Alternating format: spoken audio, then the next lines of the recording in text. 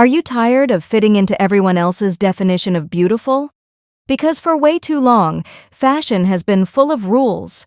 Rules about what to wear, how to look, what's flattering, what's appropriate, what's too loud, too bold, too curvy, too dark, too natural, or too cultural. Some of these rules are subtle, some are said out loud, and some are so deeply embedded in society that we barely question them anymore. But here's something interesting. Most of these fashion rules were never actually designed to empower women. They were designed to control how women show up in the world, especially Black women. For years, Black women have been told how to dress, how to wear their hair, how to express themselves, and even how much of their culture is considered acceptable. But fashion was never meant to be a cage. Fashion is supposed to be freedom. Freedom to experiment. Freedom to express, freedom to evolve, freedom to show up exactly as you are. So today we're talking about 5 fashion rules Black women are officially tired of following. And by the time we're done, you might never see your wardrobe the same way again. Before we start, I want to ask you something. Which fashion rule have you heard the most growing up? Think about it for a second, because chances are, many of us have heard the exact same ones. Now let's start with rule number 1, dress for your body type. This is probably one of the most common fashion rules in the world. You've probably heard advice like this before. Wear this if you're curvy. Avoid that if you're petite. Hide your arms, lengthen your legs, slim your waist, balance your proportions. At first, it sounds like helpful advice, but when you really think about it, the message behind it can be limiting, because it quietly suggests that your natural body needs correction, that some bodies deserve fashion freedom while others need tricks to look acceptable. But here's the truth. Your body is not a problem to solve. It's a statement to celebrate. Bodies come in endless shapes and sizes. Some bodies are soft, some bodies are strong, some are tall, some are compact, some are straight, some are full, and many of them change over time. Style should grow with you, not work against you. Curves can wear mini skirts. Petite women can wear oversized outfits. Tall women can rock flats. Plus-size bodies can wear fitted looks. Fashion does not belong to one shape. Confidence is what actually makes an outfit work, not a size chart, not a rule book. The real rule should be simple. Wear what makes you feel powerful in your own skin. Now let's talk about rule number 2. Bright colors are too much. Too much for who? Because color has always been a powerful part of Black expression. Culturally, historically, artistically. From rich earth tones to vibrant neon shades, color tells a story before you even say a word. But people still say things like this. That's too loud. That's too bold. That's not subtle enough. But who decided subtle had to be the standard? Why should expression be quiet? If you want to wear neon pink lipstick to brunch, wear it. If you want to wear a bright orange blazer to work, wear it. If you want cobalt blue heels just because they make you happy, step out confidently. Color is joy. Color is personality. Color is presence. And let's be honest, when a Black woman walks into a room wearing bold color, she doesn't just enter, she arrives. Her confidence speaks before she even says a word. So no, bright colors are not too much. Sometimes they are exactly enough. Now let's talk about rule number 3. Your hair has to look professional.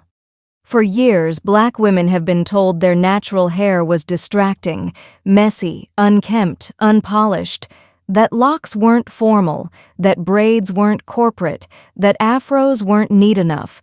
Many women felt pressure to straighten their hair or hide their natural texture just to be taken seriously. But here's the real question. Professional according to who? Because textured hair is not a trend. It's not a phase. It's natural. It's heritage. It's identity. Locks are professional. Braids are professional. Twists are professional. Afros are professional. Natural curls are professional. Your hair does not become respectable only when it mimics someone else's texture. It is already worthy exactly as it grows from your head. Your hair is not something you have to tame to be taken seriously. It is a crown, and crowns are meant to be worn proudly. Now let's move to rule number 4. You should cover up. Somewhere along the way, fashion became tied to shame. Show too much skin and people judge you. Show too little and people still judge you. Too sexy, too modest, too revealing, too plain. It becomes exhausting because no matter what you wear, someone always has an opinion. But clothing is expression, not permission. Showing skin does not make you less classy. Covering up does not make you boring. The power is not in how much you show. The power is in how you feel. If you feel confident in a crop top, wear it. If you feel powerful in a long dress, wear it. If you love thigh-high slits, rock them. If you love oversized hoodies, live in them. Style is not about hiding yourself. It is about revealing your personality. And confidence never goes out of fashion. Now let's talk about rule number 5. Western styles are the only modern styles. Somewhere along the line, people started acting like fashion only counts as stylish if it looks Western. But look around. African prints appear on international runways. Caribbean fashion influences streetwear culture. Afro-inspired silhouettes are redefining modern design. Traditional fabrics are being reimagined into contemporary fashion. Black culture has influenced global fashion for decades, actually for centuries. Designers across the world borrow inspiration from African patterns, textures, and silhouettes. But when Black women wear those same cultural elements, they are sometimes told it looks too traditional, and that makes no sense. Wearing Ankara, wearing kente, wearing a deer, wearing dashiki-inspired pieces, wearing Afro-fusion outfits. None of that is outdated. It is innovative. It is global. It is modern. Fashion is not about copying one aesthetic. It is about blending cultures, histories, textures, and stories. And Black style has been doing that long before it became trendy.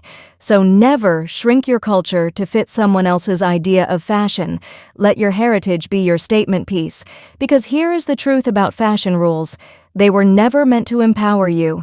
They were meant to control you, to make you second-guess yourself before you even leave the house.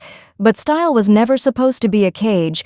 It was supposed to be freedom. Freedom to experiment, freedom to evolve, freedom to express, freedom to show up exactly as you are. So wear the colors, wear the prints, wear the silhouette, wear the hair, wear the culture, and most importantly, wear your confidence, because confidence will always be the most powerful thing in your wardrobe. If you enjoyed this conversation and want more real talk about fashion, culture, and confidence, make sure you subscribe to Melanie Expressions. And tell me in the comments which of these fashion rules you have completely stopped following, because the future of fashion is not about fitting in. It is about standing out. And Black women have been doing that all along.